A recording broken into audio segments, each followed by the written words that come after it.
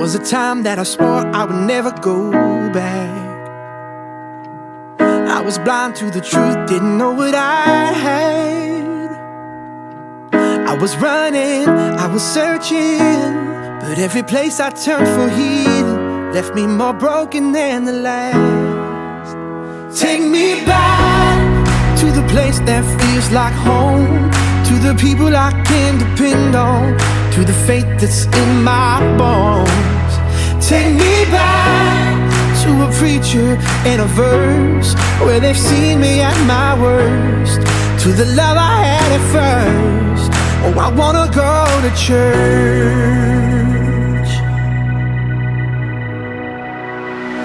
Trying to walk on my own, but I'm wound up lost. Now I'm making my way to the foot of the cross. It's not a trophy for the winners, it's a shelter for the sinners, and it's right where I belong. Take me back to the place that feels like home, to the people I can depend on, to the faith that's in my bones. Take me back to a preacher and a verse where they've seen me at my worst, to the love I had at first. Oh, I wanna go to church. I wanna go to church. Oh, more than an obligation, it's our foundation, the family of God. I know it's hard, but we need each other. We're sisters and brothers. Oh, take me back to the place that feels like home, to the people I can depend on, to the faith that's in my bones. Take me back to a preacher and a verse where they've seen me at my worst, to the love I had at first. Oh, I wanna go to church. Yeah, I wanna go to church. Oh, I wanna go, wanna go, wanna go. Oh, I wanna go to church. Oh, I wanna go to church.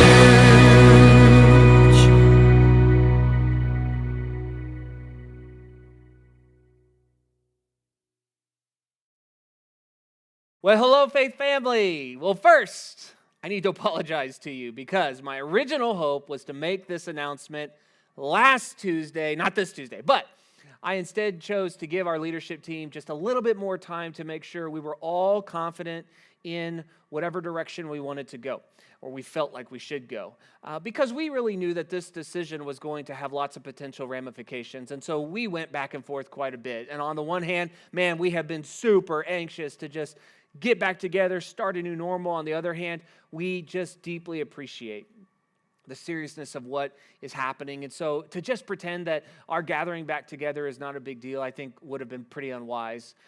For us, we're just trying to find a balance between the two. So we've taken a little bit extra time to figure out what we need to do.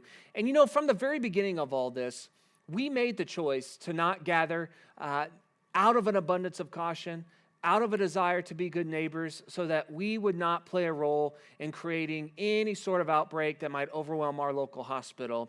And now that the governor has implemented essentially a 3-phase plan for reopening, we believe it's time for us to present to you a plan of when we would like to meet again as a church. So over the last several weeks, the leadership team has spent a lot of hours in prayer and back and forth discussion for when that right time is going to be. And so in our discussions together, we really made sure to take into account not only the governor's current recommendations, but we also spoke directly to the Coffee County Health Department and to Dr. Shell. And we felt whatever decision we came to, we wanted to have their support. And so I'm happy to say that the final decisions I'm presenting to you right now does have their full support, which is awesome. So, based on the current recommended guidelines as they have been explained to us and with the support of our local health authorities, here is our tentative plan. And I do say tentative because we understand that this could change at any time, especially if we see a sudden spike of cases in our area. So we are prepared to make changes if we need to. But tentative plan, two things. Number one, Sunday, May 31st. May 31st at 1 p.m., we are going to be holding what's called our annual local church conference, and we are going to be doing so in person in our church building.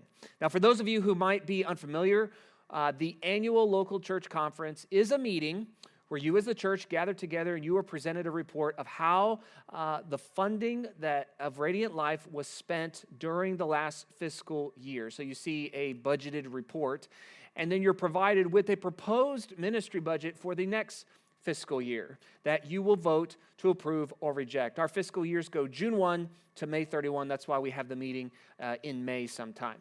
Now, also at that meeting, we're going to take time to present to you nominations for open positions on our leadership team that you will also vote on, and we have some wonderful people who have been nominated for these open positions. We're going to have a place for a trustee, a place for a board secretary, and our treasurer, which is voted on every single year.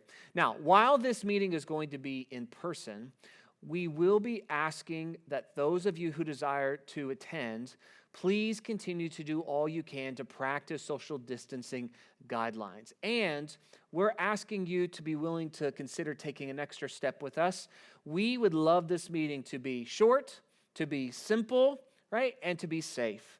And so just for this particular meeting, while we're under this current phase, we are going to ask that no children under 13 years of age attend, if at all possible. 13 is actually the minimum age, voting age for our church, and we're not going to be offering any childcare during the meeting. So we just want to say thank you. We're very sorry if it is inconvenient, but again, we just want this meeting to be short, safe, simple. All right? So thank you very much for being willing to do that. Now, second announcement. We are planning to have our first Sunday service back together on June 7th. And we will have that at our normal time of 9:30 a.m. And again, both Dr. Shell and the health department felt by June 7th, if the phases are going well, if there's no outbreak in our area, we should feel comfortable to open our doors once again. And so on June 7th, our plan is to hold pretty much a shorter service. So our nursery is going to be available, but there will not be children's church. Instead, we're going to have a service where we as one church take time to worship through song, through prayer, through communion together. We'll continue to use those packaged, sealed communion things, which I know some of you said they don't taste very good, but they're safe, right? They're safe, they're secure, and it's good. We can still practice communion with them. So thank you for letting us continue to use those for a while, right? We want to just spend that first Sunday back together worshiping God, giving thanks for what he has done, for being with us. We want to celebrate our ability to gather together as his people. And now, I fully understand. Not everybody is going to agree with this decision. And that's why it's been so difficult for us to figure out, where do we go? How do we do this? What direction should we go? Should we, divide these chairs out, have multiple services? We went back and forth on all these things. And in the end, we knew not everyone's going to agree with whatever we decided to do. Some people are still going to believe, hey, it's just too soon. Some of you were no doubt hoping, I would say, we're going to meet even sooner, right? So you're probably a little bummed today that there's still a few weeks before we're going to gather again. Some are still going to be worried about social distancing. I have to tell you, we wrestled with all of that, which is why we took time to get clarification on the guidelines. It's why we took time to seek advice from medical professionals, especially our local medical professionals who live in our community, who truly understand our people. And so in the end, we believe this is the best decision for us based on the current information we have and the local support we've received. So even when we do gather together again on June 7th, we plan to continue to take everyone's health seriously by asking you to continue to do your best to limit physical contact, wash your hands, use hand sanitizer, wear a mask if you want to wear a mask. Please feel free to do that. And we will make sure the building has been properly cleaned.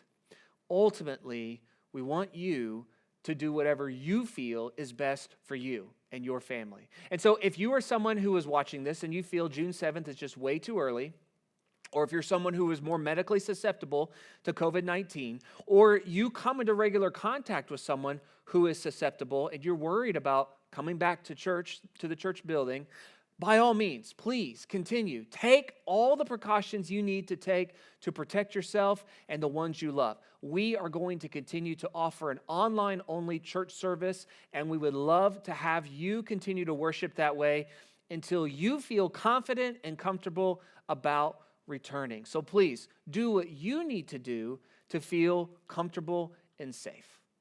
Well, church, I don't know how else to close this, but by simply saying thank you.